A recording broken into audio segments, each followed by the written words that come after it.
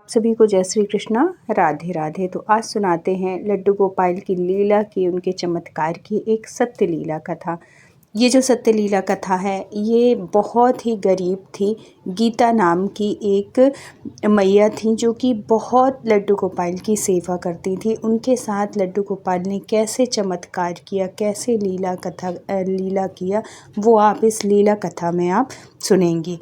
तो एक गांव में गीता नाम की बहुत बुजुर्ग सी लेकिन लड्डू गोपाल की परम भक्त रहती थी। उनके घर में लड्डू गोपाल की छोटी सी मूर्ति थी। बड़े प्यारे से लड्डू गोपाल थे। वह रोज़ बड़े प्रेम से उनकी सेवा करती थी, उन्हें नहलाती थी, उन्हें कपड़े पहनाती थी, भोग लगाती थी, बड़े भाव के साथ उनकी सेवा करती थी।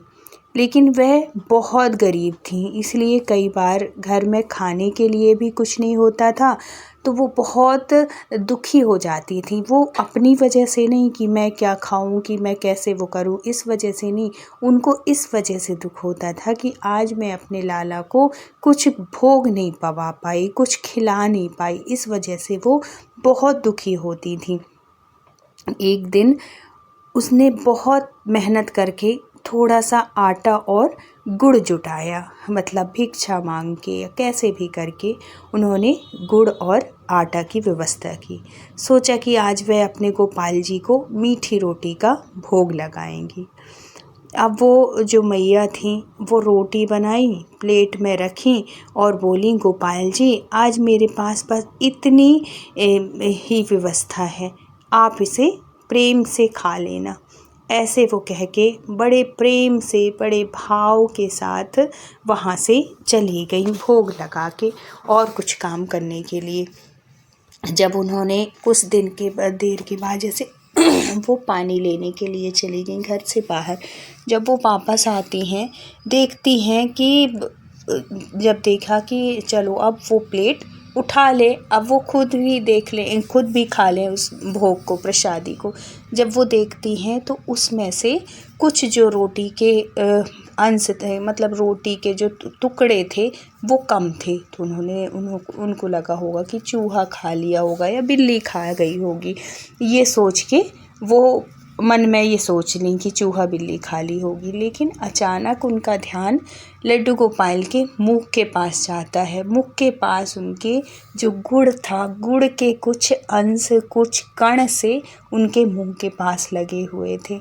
ये देखकर उनको सोचने में बिल्कुल भी वो नहीं लगा कि ये कोई और नहीं, ये मेरे कन्हैया ने ये भोग लगाया है। तो देखो, भगवान ना सिर्फ भाव देखते हैं, कभी भी ये नहीं देखते हैं कि ये गरीब है तो मैं इसकी सेवा स्वीकार ना करूं, या कि ये अमीर है तो मैं इसकी सेवा स्वीकार करूं, या कि जिसके घर में खूब मेवा मिष्ठान का भोग लगता है मैं उसके घर में ही रहूं, मैं किसी गरीब के उसकी नहीं सुनूं, गरीब की बात नहीं सुनी। ऐसा नहीं है। भगवान सिर्फ भाव देखते हैं, सिर्फ भाव की प्रधानता है हमारे कन्हैया की सेवा में, और कुछ भी नहीं। चाहे वो गरीब हो चाहे अमीर हो, उससे कोई मतलब नहीं होता है। अगर आपके भाव है, अगर आपके भाव जुड़े हुए हैं ना, तो आप कैसी भी परिस्थिति में हो, कन्हैया हमेशा आपके साथ रहेंगे। आपका भले आप गरीब हो लेकिन आप मन से इतने मजबूत होगे, आपको विश्वास इतना होगा अपने कन्हैया के ऊपर कि आप उस गरीबी में भी अमीरी जैसे फील करोगे। आपको लगेगा कि मैं अपने कन्हैया के साथ हूँ, और जिसको ये एहसास होता है ना कि कन्हैया उसके साथ में है, उसको इस चीज़ का रहता ही नहीं है कि मैं गरीब हूँ, कि मैं क्या हूँ, कोई वो नहीं। लेकिन समय बहुत बलवान होता है।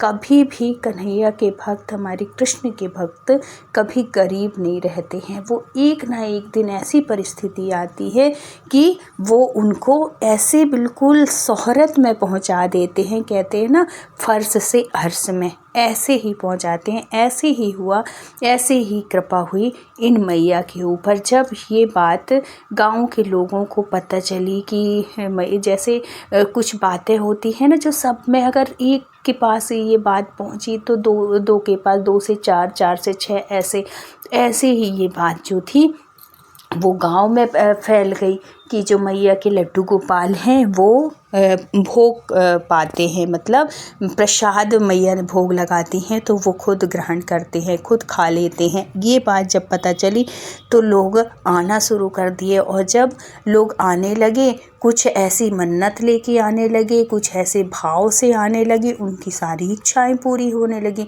धीरे धीरे वो जो मैया थी वो इतनी फेमस होने लगी, इतनी प्रसिद्ध होने लगी कि उनको अब कहीं जाने की ज़रूरत ही नहीं पड़ती।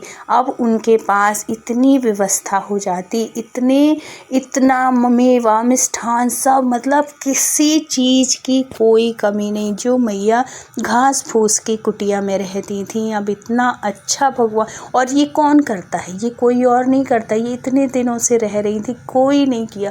ये सब कुछ करते हैं हमारे कन्हैया। जब हमारा प्रारब्ध के जो कुछ ऐसे कर्म होते हैं, जब वो मिट जाते हैं, और हमारे ये जो कर्म होते हैं, तत्काल के कर्म जो होते हैं, जो हम अच्छे कर्म करते हैं, जब वो उदय होते हैं ना, तब हमारे जीवन में एक बहुत अच्छे पल आते हैं, बहुत अच्छे क्षण आते हैं, जब भगवान की कृपा होती है। और भगवान का जब सानिध्य होता है ना, तो ऐसे ही होता है। जब उनकी कृपा की नज़र हमारे ऊपर होती है ना, तो हम फर्श से अर्श में कब पहुंच जाते हैं कुछ भी पता नहीं चलता। रातों रात कहते हैं ना, आपने भी सुना होगा कि रातों ही रात में लॉटरी लग गई, या कि कुछ ऐसा हुआ कि आदमी की किस्मत चमक गई, कुछ मतलब जो जिसको लोग जानते ही नहीं थे, और एक ही रात में वो इतना वायरल हो जाता है, इतना फेमस हो जाता है। ये कैसे होता है? ये बिना कृपा के कभी कोई ऐसा नहीं हो सकता। इसलिए कहते हैं कि अपने कन्हैया से हमेशा जुड़े रहिए।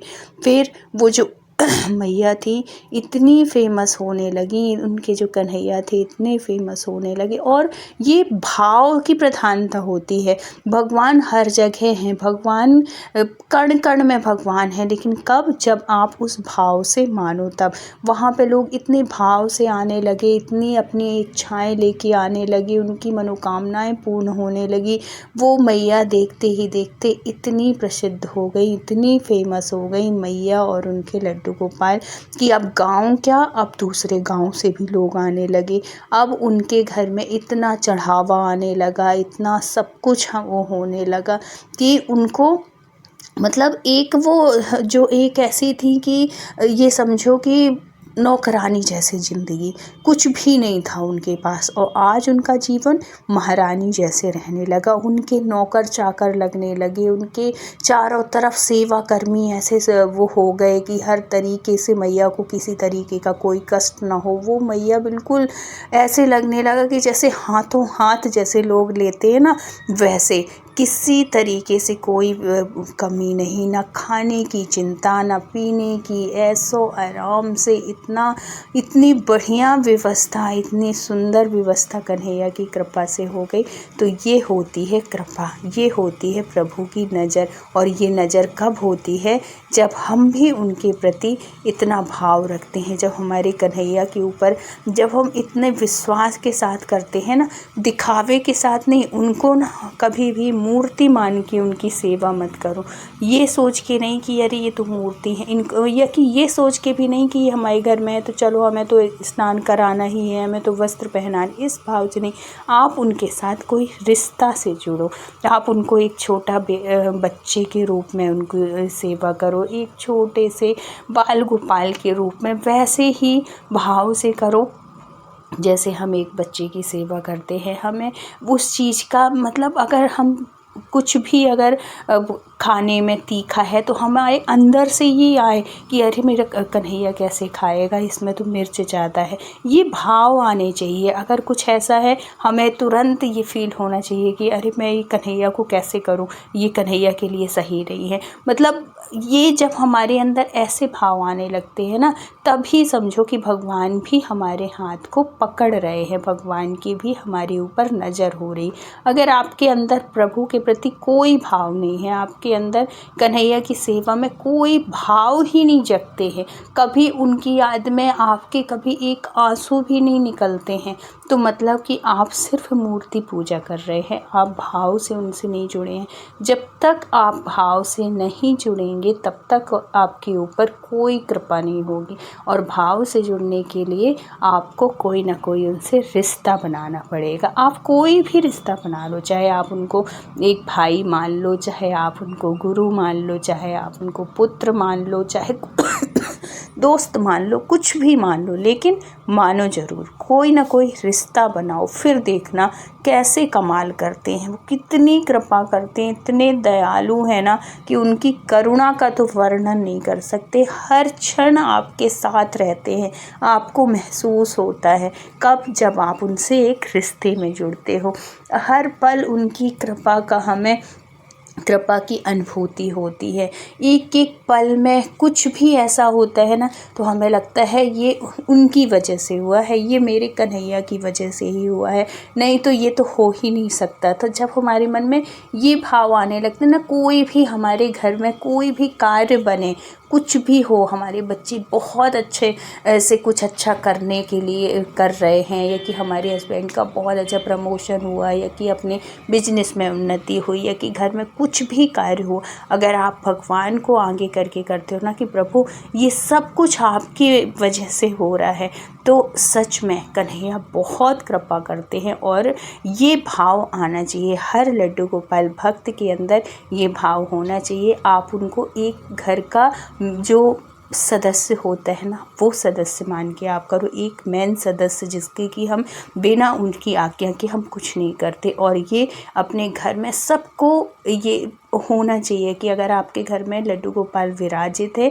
तो आप घर से बाहर निकलो तो उनको प्रणाम करके निकलो। आप घर से बाहर कहीं भी जाओ, आप उनसे आज्ञा लेके जाओ कि कन्हैया मैं जा रहा हूँ, आता हूँ, ये कि कुछ भी, हे प्रभु मैं इस काम के लिए जा रहा हूँ, आप मेरे साथ रहना, आप मुझे सफलता देना। हर एक चीज़ में जब हम अपने कन्हैया को साथ लेते हैं ना, तो सफलता आपके कदम चूमेगी। ये इस बात को आप हमेशा बिल्कुल गांठ बांध के रख लीजिए।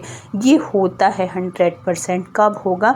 जब आप उनको मानेंगे, जब आप उनको अहमियत देंगे। और जिस घर में उनकी अहमियत होती है, वो उनके विराजमान होने से बस कुछ नहीं होता, उनकी इम्पोर्टेंस भी होनी चाहिए। आप उनको मानो भी, आप उनको महत्व दो। जितना जिस घर में जितना भी महत्व होगा, जितना अधिक महत्व अपने कन्हैया को दिया जाएगा ना, उतना ही उस घर की उन्नति होती है। ये कई घरों में मैंने आजमाया हुआ है ये बात बिल्कुल। जिस घर में लोग लड्डू गोपाल को सब कुछ मानते हैं अपना, और हर एक काम उनसे कह के करते हैं, उनसे बता के करते हैं, उनके घर में असफलता कभी नहीं होती। हमेशा सफलता ही सफलता, सफलता ही सफलता। हमेशा ऊंचाइयां छू रहे हैं वो लोग जो अपने कन्हैया को हमेशा आगे करके काम करते हैं। तो ऐसे ही आप लोग भी आगे करके ही कन्हैया की कोई भी कार्य करिए। अब क्या करना है, बस भगवान के पास जाके आपको सब कुछ कह स्वीकार ही तो करना, आप उनसे आज्ञा ही तो लेना है कि हे प्रभु मैं ये काम करने जा रहा हूँ, आप सफलता देना, आप साथ चलना। बस इतना कहने में क्या जाता है आपका, करके तो देखिए एक बार, फिर देखिएगा चमत्कार। तो ऐसा ज़रूर करिएगा। तो अगर आपको ये कहानी अच्छी लगी हो, लीला कथा अच्छी लगी हो, चैनल में न्यू हैं तो ज़रूर सब्सक्राइब कर लीजिएगा। फिर मिलते हैं किसी सत्य लीला कथा के साथ। तब तक अपना ख्याल रखिए, अपनों का ख्याल रखिए। Thank you so much full watch करने के लिए। राधे राधे।